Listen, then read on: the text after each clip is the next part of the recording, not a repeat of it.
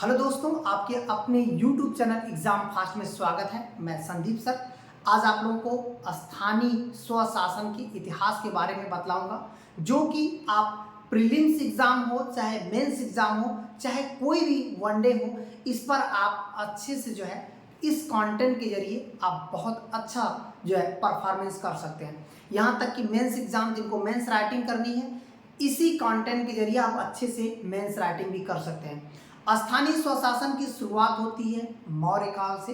इसका मतलब है मौर्य काल के संस्थापक चंद्रगुप्त मौर्य था, वहीं से स्थानीय स्वशासन की शुरुआत होती है। हालांकि यह स्वशासन मध्यकाल में मुगलों में भी देखने को मिलता है। फिर इसके बाद ब्रिटिश सरकार आती है और ब्रिटिश सरकार में मेयो ने वित्तीय व्यवस्था स्थानीय स्वशासन के लिए पास किया था, लेकिन इसे रिपन ने स्थानीय स्वशासन को लागू करवा दिया ताकि जो है एक सीमित क्षेत्र में अच्छे से शासन और सुविधाओं को पहुंचाया जा सके। हालांकि इसी को स्थानीय स्वशासन का जनक कहा जाता है, लॉर्ड रिपन को। 1800 कह सकते हैं कि 95 में और 1919 में पहली बार स्थानीय स्वशासन के मामले को स्पष्ट कर दिया गया और 1920 में संयुक्त प्रांत, बंगाल, असम, जो है पंजाब, अन्य राज्यों में स्थानीय स्वशासन की शुरुआत की गई। अधिनियम जो है 1935 भी जो है स्थानीय स्वशासन के लिए बहुत ही महत्वपूर्ण है और वहाँ पर यह बताया गया कि जो स्थानीय स्वशासन है वो राज्य सूची का विषय होगा। फिर बाद में इसी स्वशासन व्यवस्था को जो है सामुदायिक विकास कार्यक्रम को अच्छी तरीके से चलाने के लिए इस व्यवस्था का जो है बलवंत राय मेहता समिति का गठन किया गया और इन्होंने स्थानीय स्वशासन का एक विकेंद्रीकरण किया, एक छोटे स्तर पर लोकतांत्रिक व्यवस्था बनाया जिसे हम लोग बोलते हैं पंचायती राज व्यवस्था। तो चलिए हम लोग आते हैं स्थानीय स्वशासन की बात करते हैं। तो यहाँ पर देखिए भारत में स्थानीय स्वशासन का अस्तित्व देखिए मौर्य काल से आता है और मौर्य काल में ही जो है यहाँ पर शुरुआत होती है स्थानीय स्वशासन की। और फिर इसके बाद कह सकते हैं कि मुगल में, यहाँ पर देखिए मौर्य काल हो जाएगा, मुगलों में इस व्यवस्था की जो शुरुआत होती है इस तरह का देखने को मिलता है। 1870 में लॉर्ड मेयो ने पंचायत के लिए वित्तीय सहायता जो प्रदान किया था और उसी को देखते हुए 1882 में कह सकते हैं लॉर्ड रिपन ने स्थानीय स्वशासन को पारित करके लागू कर दिया, जिसे क्या कहा जाता है, स्थानीय स्वशासन का जनक कहा जाता है। फिर अधिनियम 1919 ने स्थानीय स्वशासन के बारे में स्पष्ट प्रावधान कर दिया कि किस तरह से शासन को चलाया जाएगा, जिसके कारण 1920 में आपने संयुक्त प्रांत, असम, बंगाल, बिहार, मद्रास और पंजाब में स्थानीय स्वशासन को जो है सुचारू रूप से स्थापना कर दिया गया।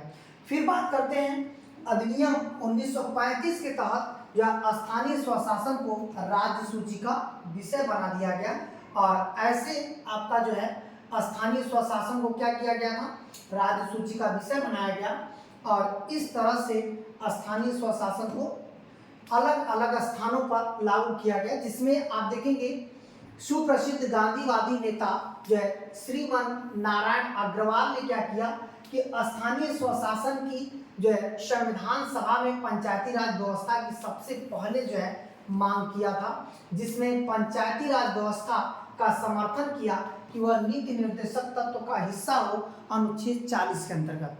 फिर बाद में जाकर के आप देखेंगे 2 अक्टूबर 1952 में तत्कालीन प्रधानमंत्री जवाहरलाल नेहरू के पहल पर जो है एक सामुदायिक विकास कार्यक्रम चलाया गया, जिसे हम लोग कह सकते हैं सामुदायिक विकास कार्यक्रम।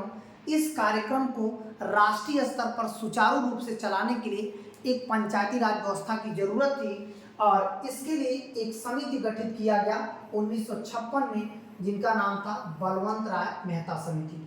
इन्होंने क्या किया कि लोकतांत्रिक विकेंद्रीकरण किया, शक्तियों का बंटवारा किया और पंचायती राज व्यवस्था त्रिस्तरीय लागू कर दिया ताकि शक्तियों का विकेंद्रीकरण के आसानी से सामुदायिक विकास कार्यक्रम लोगों तक पहुंचाया जा सके।